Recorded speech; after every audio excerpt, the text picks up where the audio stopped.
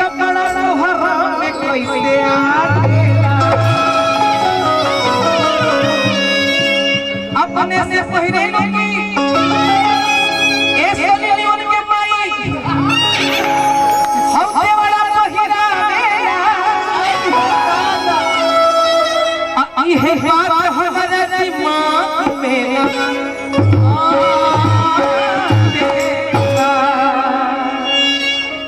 क्या कहते हैं तेरा जैसे बड़े बड़े बात चीज बढ़ रहा है कि अवतार कइए नमरिया शुभम जी कि अवतार कइए नमरिया हद के जाके किन निगाह बचैया हमारा प्रोग्राम में तुम्हें बेहद मेहनत होला बेहद मेहनत हुई और जब ले पसीना ना छूटी तब ले विशाल गाल के प्रोग्राम ना हो पसीना से एकदम भीग जाए एकदम जितना एनर्जी एकदम भग भग मार कि अवतार कइए नमरिया तब तू रुक जाइए गीता जी वो रुकी पहले यहां क्या बैठी सनी मेरी माई आओ अवतार कइए नमरिया हद के जाके किन निगाह बचैया हरे की कुसुमरा सड़िया चाची ब्लाउज दुपरिया चाची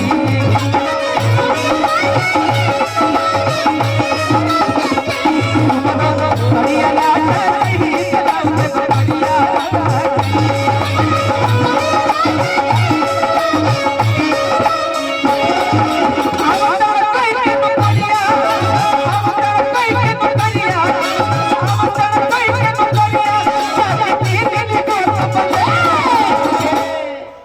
धीरे ना तो लगी सोना चांदी के लगी तो दूसरा खराब में तो क्या तो मतलब उन्हें फूट जाएगा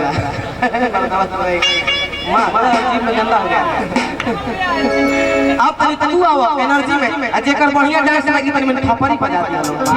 और कुछ ना चाहिए हम भगवान के नहीं देख ले लेकिन असली भगवान रोज सब बानी वाह पूर्व को कलाकार के सुपरस्टार बनावे में हाथ हाथ रहुआ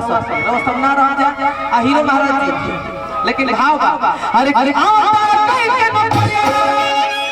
तो कमर का भाव है एकदम ई लगल है कि पारो वाली के बहन है हीरो जी आराम से करिएगा कि अच्छा लगा तनी मनी थप्पड़ी का तो पीट दिया हर की जाके के नहीं हो